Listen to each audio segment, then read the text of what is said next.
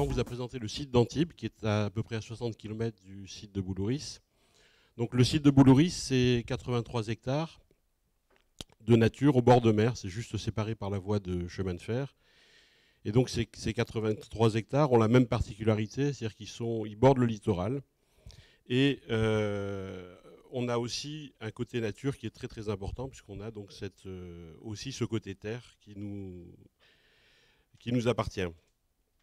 Donc, ça marche. Aujourd'hui, ce dont je voulais vous parler, c'est d'un cheminement. C'est-à-dire le cheminement de 10 années à peu près, jusqu'à parvenir à aujourd'hui à cet aspect du développement durable que je voudrais développer avec vous. Donc, dans le programme, il y avait cette petite phrase « œuvrer ensemble pour construire demain ». Et je crois que moi, elle m'a interpellé parce que construire demain, c'est vraiment ce qui nous préoccupe de jour en jour, sous la direction donc, de Gérard Rougier, qui est le directeur adjoint du site de Boulouris. Construire demain, c'est vraiment notre leitmotiv. C'est-à-dire on se demande demain ce que nos enfants et nos petits-enfants auront et ce qu'ils pourront partager des espaces de jeu et des espaces de nature dans lesquels nous, on peut évoluer. Alors voilà le plan de ce que je vais vous dire. Donc je vais vous parler de ce cheminement qui a commencé par la formation des éducateurs sportifs des collectivités territoriales en formation donc continue. Donc ensuite, de la formation continue, on est arrivé à la formation initiale, donc de tout ce qui nous occupait sur le site de Boulouris, c'est-à-dire les BP, les BE, les DE, etc. Les nouvelles formations, des formations qu'on a créées à la suite de réflexion et la suite d'analyse. Analyse de pratique, analyse professionnelle, dont je vais vous parler. Et hier soir, j'ai échangé. Je sais que Patrick, juste après la pause, en parlera plus abondamment. Et on a eu l'occasion de croiser nos regards. Et vous allez voir que ça va, je pense, se retrouver. Nouvelle formation et un rôle important qui est le rôle important du site exemplaire. En quoi est-ce que le site a un intérêt, a une importance dans les formations? Je vais essayer aussi de vous en parler brièvement. Et ensuite, quelques exemples et quelques actions menées. Alors, au tout début, la formation continue des collectivités territoriales et donc des ETAPS. Alors, vous savez qu'il y a eu quelques années, maintenant une quinzaine à peu près, je crois, où les éducateurs territoriaux se sont vus accorder une polyvalence qu'ils n'avaient pas auparavant. Et on a vu donc arriver sur le littoral, sur les bases de voile, sur le kayak, sur toutes ces activités, des éducateurs qui n'étaient pas forcément des spécialistes. Et l'analyse qu'ont fait à cette époque les directeurs de services des sports des collectivités territoriales a montré qu'en fait, ces éducateurs territoriaux étaient un peu perdus et ils ne savaient pas très bien ce qu'ils conduisaient, ils ne connaissaient pas du tout, ils n'avaient pas de projet. Et n'ayant pas de projet, la direction était assez floue. Donc partant de là, on s'est dit, le CREPS de Boulouris peut proposer à ces éducateurs territoriaux une formation portant sur le sport, la nature, le littoral et l'environnement, et une formation qui leur servirait à concrétiser et puis à être à même de construire un projet lorsqu'ils avaient des publics avec eux, des publics scolaires ou des publics qui se situaient en dehors du temps scolaire le mercredi. Donc le littoral de la Côte d'Azur est caractérisé par une urbanisation sauvage assez importante, une urbanisation, oui je dis bien sauvage, une urbanisation très forte. Et il est caractérisé aussi par des coins, ça et là, qui sont préservés, heureusement, par le Conservatoire du littoral, et dans les coins dans lesquels on amène très régulièrement les enfants. Dans le volet initiation, l'approche des activités de la mer était surtout centrée sur l'outil. L'outil, c'était le kayak, c'était le voilier, c'était, Anthony en a parlé, la plongée. Et nous, ce qu'on a proposé, c'est de changer ces pratiques et de percevoir les choses autrement. Alors voilà une image qui montre, malheureusement il y a un peu trop de lumière sur l'écran, mais qui montre ses côtés préservés. Et puis une petite bande dessinée, enfin une petite image dessinée, qui fait une petite réflexion qui voudrait signifier comment est-ce qu'on peut comprendre ce qui se passe, ce qui est en train de se passer, si on ne connaît pas et si on ne sait pas préserver et si on n'a aucune connaissance de ce milieu. Et partant de là, et je rejoins ce que tu disais tout à l'heure sur connaître, comprendre pour pouvoir ensuite transmettre, comment est-ce qu'on peut changer? Donc on peut changer en proposant une formation professionnelle différente, illustrée et conduisant à une lecture nouvelle de la pratique pédagogique. A priori, on peut penser que le sport est porteur de valeurs. Vous savez que c'est malheureusement assez controversé quand on voit les excès du sport professionnel. Ces valeurs, elles ne sont pas évidentes en elles-mêmes. Ce qui est par contre évident, c'est que l'éducateur sportif, lorsqu'il va amener et lorsqu'il va proposer à des jeunes des activités sur le terrain, cet éducateur, lui, il va pouvoir développer des valeurs importantes. Alors, partant de ça aussi, et de cette phrase, éduquer au dehors en utilisant l'activité, éduquer en environnement, éduquer à l'humanité de chacun, c'est éduquer à l'humanité sur notre terre commune. Et je ne sais pas si vous connaissez, l'auteur c'est Louis Espinassou, c'est un ancien de Jeunesse et Sport, qui est conteur, qui est sociologue, et qui a écrit un bouquin qui s'appelle Les enfants dehors, dans lequel son postulat c'est de dire on ne peut pas parler d'écologie, on ne peut pas parler d'environnement à l'intérieur. Il faut le faire à l'extérieur, il faut le faire dans des moments de partage et des moments de pratique. C'est dehors, dans le jardin, les prés et les bois, le bord de mer ou la montagne, dans ce contact plein avec le réel, que l'enfant a construit une part considérable de son rapport au corps, à ses sens, à son intelligence, à sa vie et aux autres. C'est ainsi qu'il développe au mieux la totalité de son être pour agir et agir pour le développement durable. Donc j'arrête de citer l'auteur, hein, agir pour le développement durable en action, en poursuivant un projet sportif, c'est indéniablement différent.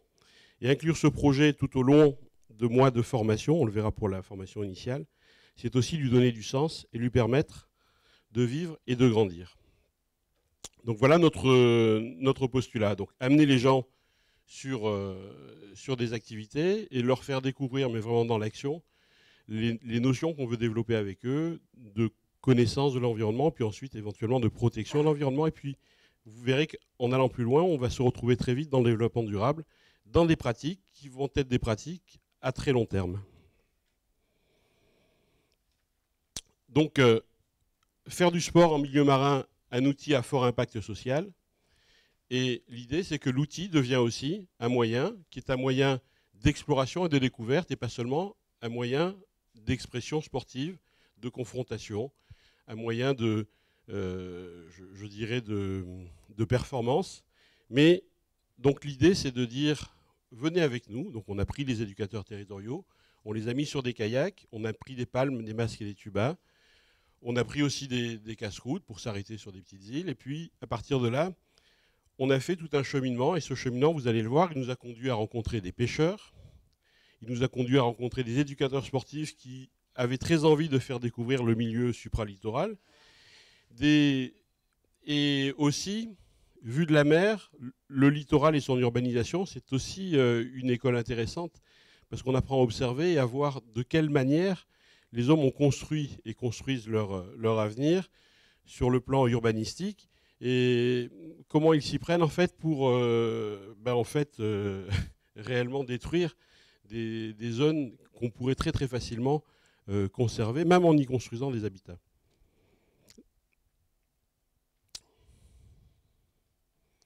Donc voilà une petite vidéo qui résume ce qu'on a fait avec ces éducateurs territoriaux. Donc je la laisse se dérouler. L'outil va permettre une approche différente du milieu. Il change de rôle.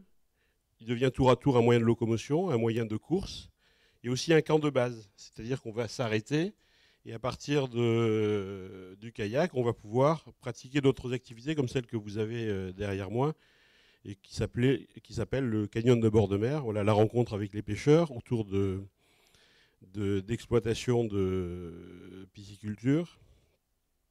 Le relevé du filet par un pêcheur, là, vraiment très traditionnel et très,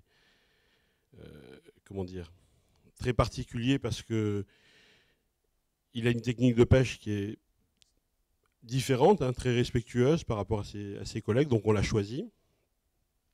Et le bilan donc, de cette première étape, donc de la formation professionnelle continue que je vous narre ici, c'est une véritable volonté des ETAPS de donner du sens à leur démarche pédagogique, c'est-à-dire que lorsqu'on les éclaire, ils se disent « mais oui, bien sûr, pourquoi on ne pourrait pas faire et pourquoi on ne pourrait pas décliner de cette manière-là » Et ça a conforté notre postulat pour poursuivre sur cette voie et aller vers l'éducation à un développement durable. Donc vous voyez le passage, c'est le passage entre l'éducation à l'environnement et de l'éducation à l'environnement, on commence à parler de développement durable. Et ça n'a pas été quelque chose qui a été réellement induit par les formateurs, mais vraiment qui nous a été apporté par toutes les rencontres qu'on a pu faire tout au long de ces actes de formation. Donc la deuxième étape, c'est la formation initiale. Donc la formation initiale, depuis 6 ans, sur le site de Boulouris, les équipes sont très engagées sur le développement durable. Depuis 3 ans, j'ai eu l'occasion de proposer dans les BP, les BE, puis d'autres formations, un module sur le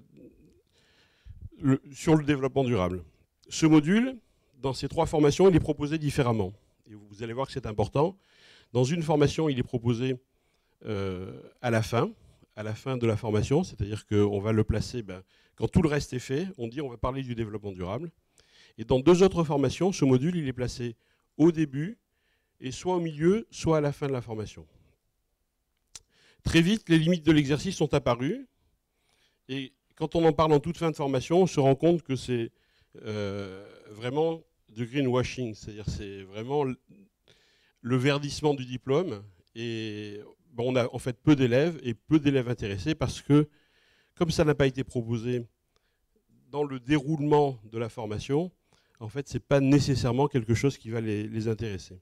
Par contre, pour les 2 formations précédentes, celles qui ont une pratique qui est une pratique au début de la formation, on part immédiatement sur le terrain avec eux au travers d'activités comme le VTT ou comme les activités maritimes que vous avez vues, Marine. Et la formation, quand elle est posée au début et qu'elle se situe comme vraiment une nouvelle matière, elle s'inclut dans le projet. Et quand on arrive à la partager avec l'ensemble des formateurs, on se rend compte qu'au fur et à mesure de leurs interventions, ils vont la transversaliser. Ils vont faire en sorte que dans beaucoup d'actions, on va la retrouver. Je vous donne quelques exemples simples. Tout à l'heure, tu as parlé de la sortie du kite sur le parking. Il y a une chose qui est évidente, c'est est-ce qu'il faut prendre la voiture ou pas, par exemple, pour aller faire une activité? Est-ce qu'on doit partir nécessairement du pied du lieu où va se trouver l'activité, ou est-ce qu'on peut envisager qu'il y ait un parcours de liaison? Un autre exemple, c'est on sort avec une vingtaine de stagiaires. Quand on arrive le midi, on leur demande d'ouvrir leur sac et puis de montrer et de déballer leur pique-nique.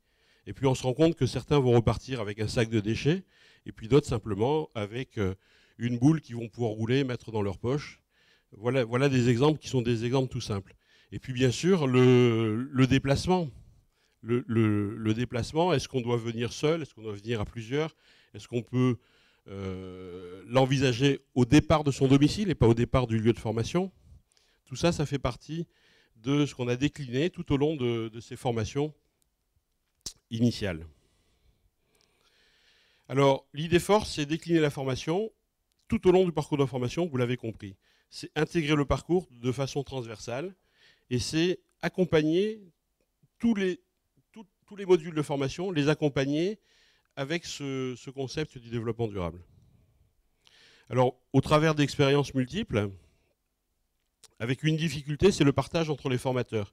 C'est-à-dire de plus en plus dans nos formations, vous êtes pour beaucoup impliqués dans des formations, de plus en plus, les formateurs ne se retrouvent pas pour partager, pour échanger.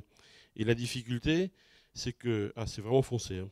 La difficulté, c'est que le partage, il n'est pas évident. Le partage entre les formateurs, c'est le partage d'abord de cette de ces notions de développement durable. Je vous parlais des déplacements. Est-ce qu'ils s'organisent tous de la même manière par rapport à ces déplacements? Est-ce qu'ils ont l'occasion, dans leurs actions personnelles, de démontrer également qu'ils sont exemplaires? Moi, en tout cas, je l'ai identifié comme une difficulté importante. Une autre action qu'on a pu faire, c'est de l'archéologie sous-marine, avec une archéologue qui nous a aidé à retracer le passé, et qui donc a situé l'activité dans le temps présent en remontant à de nombreuses années en arrière, à l'état initial du lieu dans lequel il pratique. Ça a été une expérience assez forte. Les rencontres, ici, avec les pêcheurs, des explications sur le terrain, des échanges de pratiques, ont été extrêmement fortes aussi. Et dans ces formations initiales, on a réellement vu, entre le début de la formation, au mois de... En général, l'intervention se fait en novembre-décembre, et puis je retrouve ensuite les stagiaires en mars-avril. On a vraiment vu une évolution dans leur comportement, alors que dans l'autre cas, celui où... C'est toi? Alors que dans l'autre cas, celui où on amène le module à la fin de la formation sur quelques jours, on ne peut pas du tout dire la même chose de cette évolution.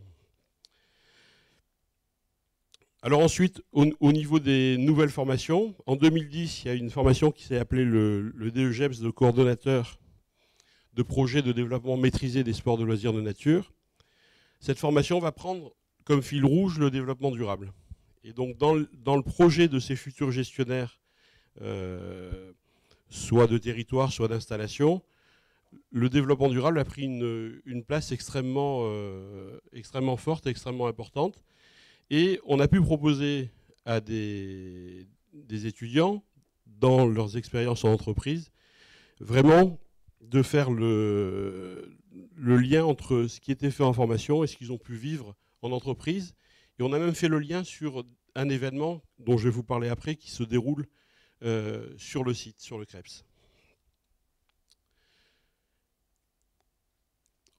La région Provence-Alpes-Côte d'Azur est composée de 6 départements. L'année dernière, il y a un référent sport de nature de la direction régionale qui s'appelle David Hervé, qui a constitué une base de données. C'est-à-dire qu'il a pris tous les événements sport de nature qu'il y avait dans ces 6 départements. Et je crois qu'il y en avait plus de 600 dans un seul département. Et il a créé une base de données. Et ensuite, on a fait l'analyse de ce qui se passait dans ces événements sport de nature. Et on s'est dit, mais est-ce qu'on ne pourrait pas, nous, en tant que service public, proposer quelque chose qui permettrait de faciliter la vie des organisateurs, notamment par rapport aux autorisations de manifestation Natura 2000, notamment par rapport également quelquefois l'éco-conditionnalité qui est demandée par certains départements ou qui est voulue par certains départements. Et donc on s'est allié avec la Direction régionale jeunesse et sport, cohésion sociale, avec l'ADREAL, avec les CROSS puisqu'on a 2 CROSS, hein, on a une région avec 2 CROSS, et également avec le CREPS et les conseils généraux que je n'ai pas mis là. On a mis en place une formation qui devrait voir le jour en juin 2012. Et cette formation, donc, elle consiste à former les organisateurs à l'organisation durable d'une manifestation et puis bien sûr au montage de dossiers pour les autorisations Natura 2000.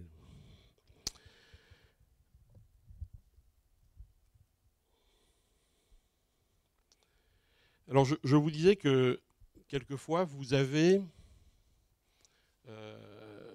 des enseignements et vous vous rendez compte que dans le lieu dans lequel se situent et se déroulent ces enseignements, il n'y a pas réellement d'accord entre ce qui est dit et puis ce qu'on peut observer. Alors on peut parler de développement durable, mais si on voit tout au long de l'année qu'autour de soi, rien n'est fait pour le développement durable dans l'établissement, ça n'a pas vraiment beaucoup de sens. Alors le CREPS s'est engagé puisqu'il a été déterminé comme site pilote national sur le développement durable par le ministère des Sports.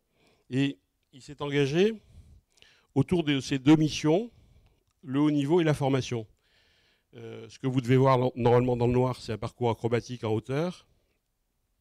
Et puis c'est un site qui est très très boisé, avec réellement une gestion de forêt. Sur le site, on a réalisé des actions. Et on essaye, parce que ce dont je vous parle maintenant, c'est embryonnaire, c'est quelque chose qui se déroule à l'heure où je vous parle. On essaye d'extraire des fiches de modélisation. C'est-à-dire que chaque fois qu'on fait quelque chose pour le développement durable, on essaie d'en faire une fiche et ensuite de la diffuser pour qu'elle puisse servir à d'autres établissements. Alors ici, par exemple, on a enlevé la flotte de véhicules thermiques qu'on avait à l'intérieur du site pour le remplacer par des véhicules électriques. Au quotidien, on a aussi des jardiniers particuliers, puisque pour éviter de le faire avec comment on appelle ça, des désherbeurs là, ou des tondeuses, on utilise des moutons ou des ânes. On a une quarantaine d'ânes qui vont arriver ces jours-ci au quotidien pour tondre le site. Bon, et puis on a d'autres actions en cours comme la gestion du domaine. Les moutons, ça fait toujours réagir. On a d'autres actions en cours sur le développement de la ressource du domaine. Par exemple, on souhaiterait en 2013 qu'il y ait un potager qui voit le jour dans l'établissement et que ce potager, ce maraîchage, puisse alimenter les cuisines et donc fournir de la nourriture de meilleure qualité et de proximité aux athlètes. La diapo là est assez intéressante parce qu'elle est toute récente. C'est une présentation que m'a remise une jeune tenniswoman qui est au Krebs, qui est athlète de haut niveau puisqu'elle a été vice-championne d'Europe. Et on est intervenu auprès de ces jeunes pour leur parler de développement durable. Et elle a choisi de faire un TPE sur le développement durable et le sport. Et vous voyez que j'ai sorti 2 diapos.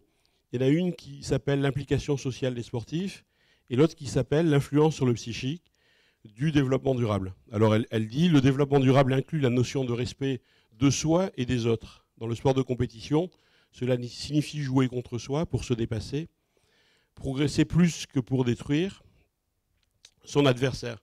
Et j'ai trouvé que c'était vraiment quelque chose de gratifiant que d'avoir ce retour d'une jeune fille, elle est en seconde, qui faisait un devoir de cette qualité autour de la réflexion qu'on l'avait aidé à développer.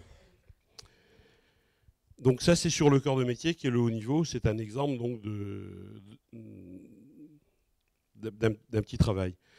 Et ensuite, au niveau du Krebs, on a chaque année des événements support. Le directeur souhaitait qu'il y en ait au moins 3 par an.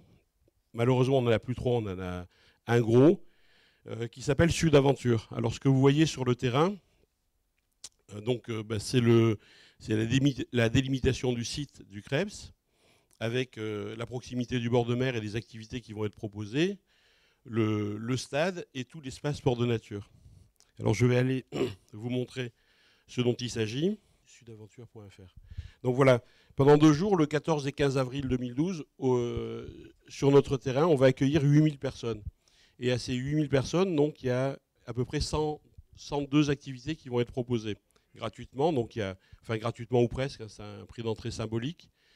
Et le Krebs s'est chargé de plusieurs choses pendant cet événement. La première, c'est la gestion, dans le contexte du développement durable, de l'événement.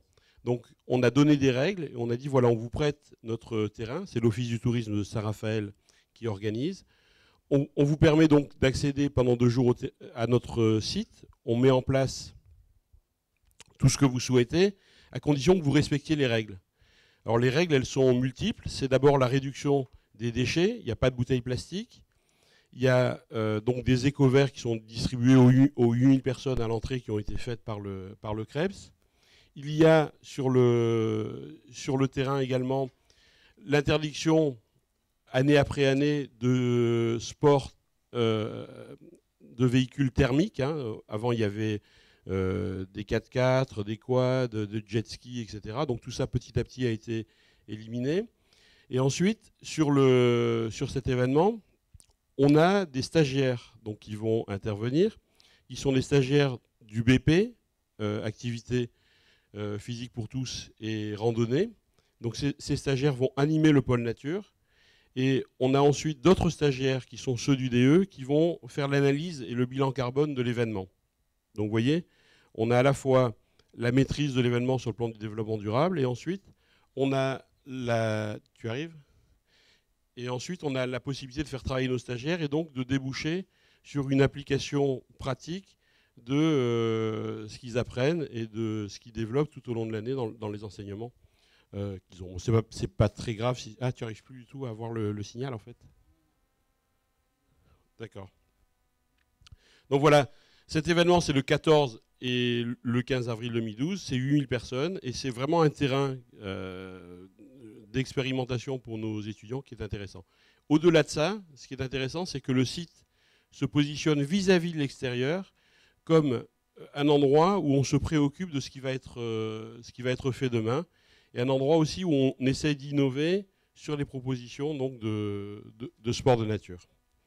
Voilà, en tout cas, j'en ai terminé pour ce dont je voulais vous parler. Les prochaines échéances pour ce qui nous concerne, c'est d'aller plus loin dans la réflexion sur les formations et sur la jonction entre ce que l'on fait sur le site et ce qu'on va proposer à tous nos publics. Les gens des formations, les athlètes de haut niveau et également les stages qui passent une semaine sur place. Donc la prochaine échéance importante pour ce qui nous concerne, c'est le passage en Krebs piéton, c'est-à-dire qu'on va enlever toutes les voitures, un peu comme à l'INSEP. Hein. Les voitures vont rester à l'extérieur du site et on va se déplacer sur le site à pied ou en vélo, puisqu'on va proposer des vélos en location. Voilà, je vous remercie.